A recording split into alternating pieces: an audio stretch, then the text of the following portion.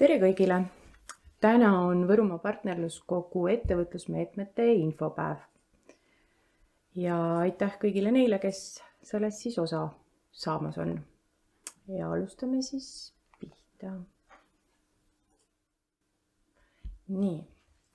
Tegemist on siis meil veel üleminekuperioodi rahadega, mis tähendab seda, et me saime täiendavaid vahendeid,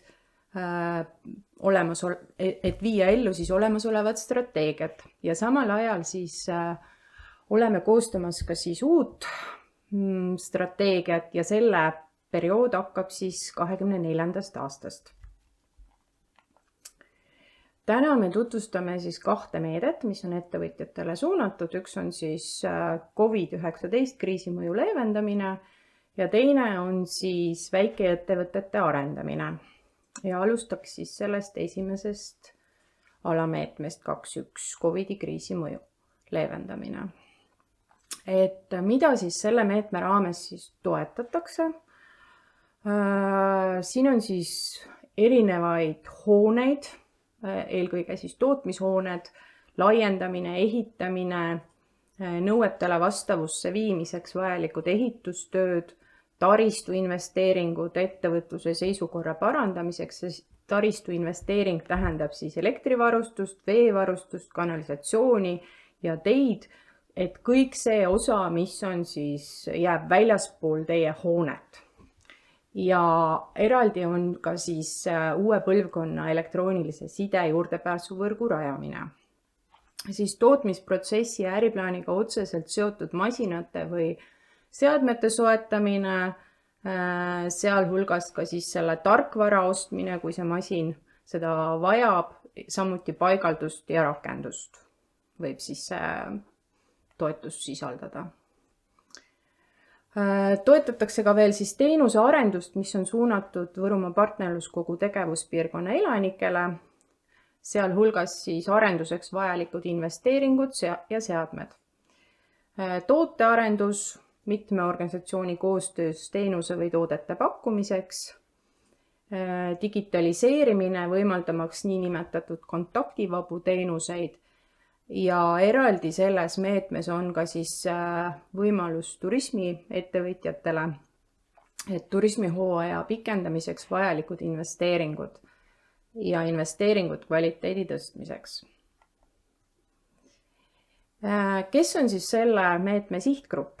On siis Võrumaa partnerluskogu tegevuspiirkonnas vähemalt 1 aasta tegutsenud mikroettevõtjad, väikeettevõtjad või füüsilisest isikust ettevõtjad, kes annavad siis tööd alla 10 inimesele ja nende müügitulu ei ületa siis 2 miljonit eurot või siis väikeettevõtjad, kes annavad tööd alla 50 inimesele ja kelle aastane käive ei ületa siis 10 miljonit eurot.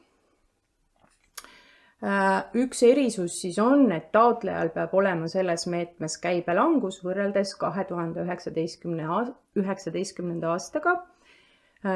Ei ole nüüd ära määratletud, millist aastat te nagu silmas peate, kas see on 20, 21 või 22, aga käibelangus peab siis olema. Ja toetuse määr on 60% abikõlblikest kuludest. Ettevõtja puhul on siis 60% kõigi tegevuste puhul toetuse määr, välja arvatud siis see uue põlvkonna elektroonilise side juurdepääsuvõrgu rajamiseks antakse siis toetust kuni 90%. Ja selles meetmes siis suurim toetus on 40 000 eurot ja väiksem toetus taotleja kohta ühes taotlusvoorus on 3000 eurot. Nii, see oli siis COVID-i meetme puhul kõik. Ja lähme edasi siis väikeettevõtete arendamine. Põhimõtteliselt on tegemist samade tegevustega, mis COVID-i puhul.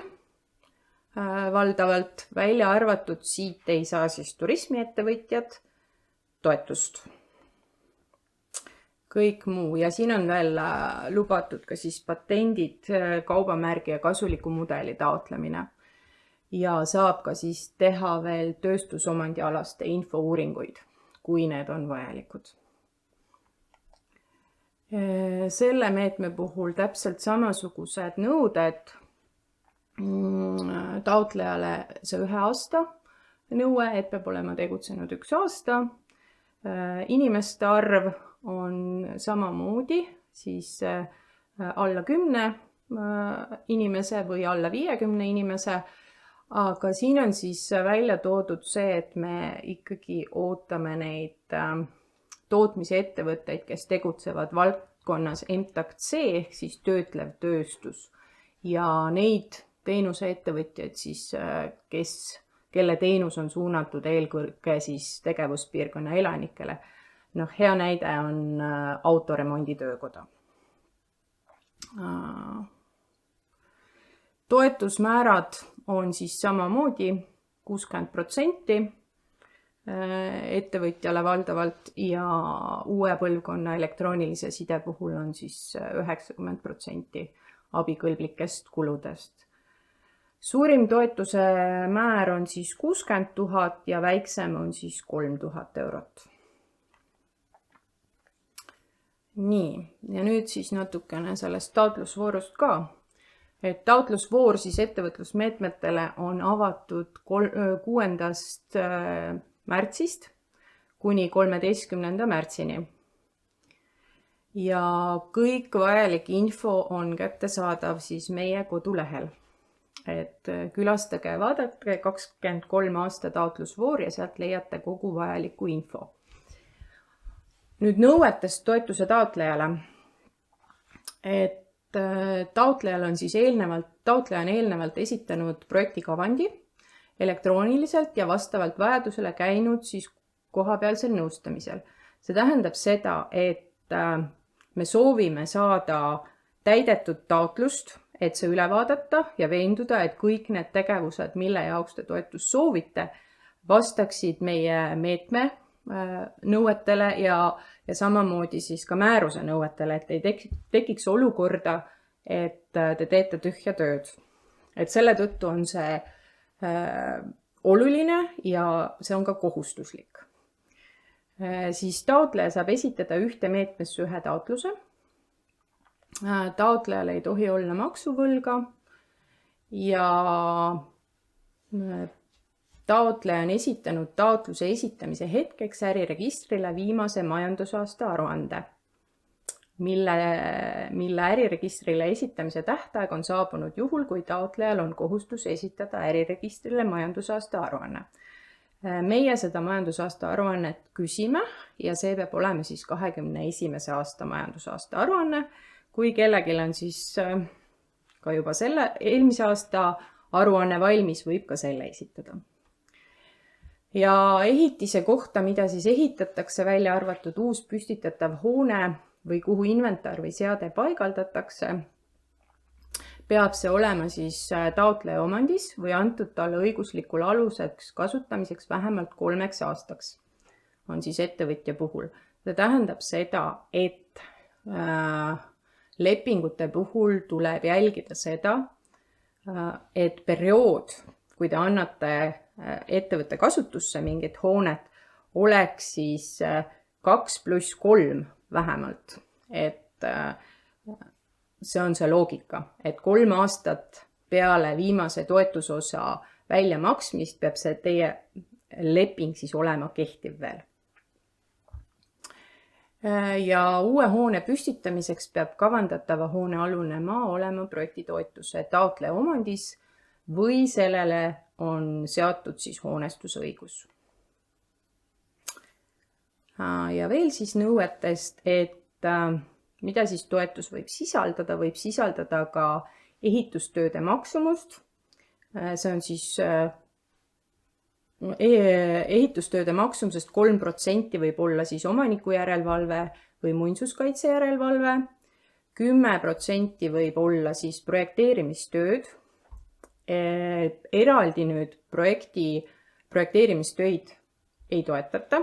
See tähendabki seda, et teatud asju saab koos ehitusega projekteerida, aga selliseid suuremahulisi asju ikkagi see ei ole võimalik ja selleks peab ikkagi teil ehitusprojekt juba olemas olema. Ja taotluse esitamises siis. Taotlus tuleb siis esitada läbi PRIA e-teenuse keskkonna, kus tuleb siis täita elektrooniline vorm. Ja toetuse lisad on vastavalt määrusele siis maa või selle ehitise andmed või rendileping, mis on nagu kohustuslik, väljavõtte ehitusprojekti joonistest koos ehitusprojekti seletuskirjaga, juhul kui need on nõutavad ehitusseadustiku kohaselt. Ja lisaks nendele kahele on siis vaja esitada Võrumaa partnerluskogu taotlusvorm, mille te leiate meie kodulehelt, põhivara nimekiri, KOV-kiri ehitusloa vajalikkuse kohta. See puudutabki siis ehitusosa.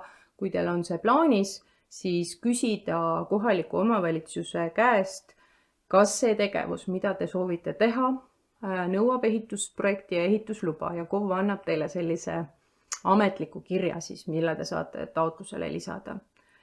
Siis äriplaan koos finantsprognoosiga järgneva 3 majandusaasta kohta, siis 2021 aasta majandusaasta aruanne, väljavõtte käibedeklaratsioonist, see puudutab nüüd COVID-19 taotlejaid ja jooksva aasta raamatupidamise bilanss ja kasumi aruanne, seda siis juhul, kui nüüd hindamiskomisjon leiab, et tal on vaja täiendavat infot teie projekti hindamiseks, siis meil on õigus seda küsida.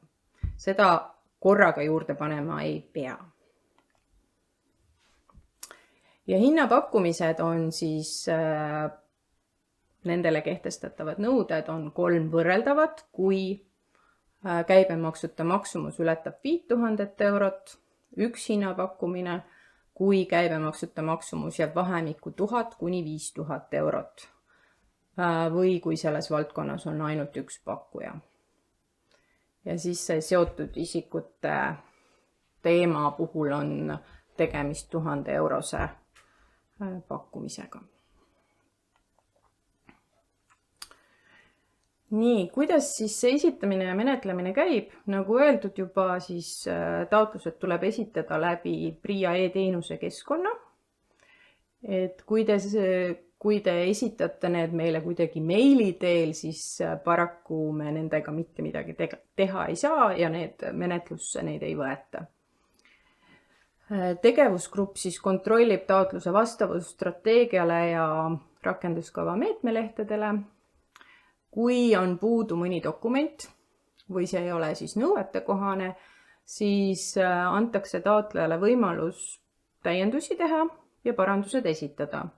Kui neid täiendusi ja parandusi tähtajaks ei esitata, siis jääb see taotlus siis hindamata ja läheb siis PRIA-le märkega, et seda ei olnud võimalik hinnata. Ja PRIA siis kontrollib ainult nende projektitaotluste vastavust, kelle projektitaotlused kuuluvad paremusjärjestuse kohaselt ette nähtud vahendite piires täielikule või osalisele rahastusele. Nii. Tegevusgrupil on siis õigus menetleda projektitaotlusi 60 tööpäeva. Üldiselt me ikkagi teeme väga kiiresti ja seda 60 tööpäeva polegi nagu kasutanud. Siis tegevusgrupp edastab kõik projektid koos hindamiskomisjoni ja otsustusorgani protokolliga PRIA-le ja järgmisel päeval, kui meie oleme positiivsete taotluste osas siis oma ettepaneku PRIA-le esitanud, võivad need, kes on selles paremusjärjestuses siis rahasaajate hulgas, alustada omal riisikol projekti elluviimist. Aga üldiselt me soovitame ikkagi selle PRIA otsuse ära oodata ja PRIA-l siis samamoodi on õigus seda taotlust menetleda kuni 60 tööpäeva, aga tänaseks on näidanud, et PRIA töötab väga kiiresti. Et otsused tulevad suht ruttu. Ja millele tuleks siis tähelepanu pöörata? Kõigepealt need, kes esmakordselt Leader toetustega kokku puutuvad, tuleb veenduda, et te oleksite e-PRIA klient. Taotluste, just eelkõige Võrumaa partnerluskogu taotlusvormi täitmisega tuleks alustada varakult ja nende dokumentide ettevalmistamisega just eelkõige tuleks nagu siis alustada, ütleme, suht kohe. Ja taotlusvooru viimasel päeval peab projektitaotlus olema esitatud e-teenuse keskkonnas hiljemalt kell 16:00. Süsteem on seadistatud niimoodi, et kui te jääte 1 sekundi hiljaks, siis kahjuks teie taotlus jääb esitamata. Ja selles osas ka nagu kuidagi ei ole võimalik siis teid nende hinnatavate projektide hulka tõsta. Ja projekti pealkirjad siis olgu ka sellised informatiivsed ja projekti sisu kirjeldavad, mitte väga pikad, vaid siis näiteks tootmishoone ehitamine, et ei tasu selliseid väga pikki pealkirju panna. Nii, ja see on siis minu poolt kõik. Nii, mul on siin ka üks küsimus, et kas käesolevad materjalid on hiljem ka kättesaadavad. Kui mõeldakse seda esitlust, siis jah, see läheb meie kodulehele ülesse.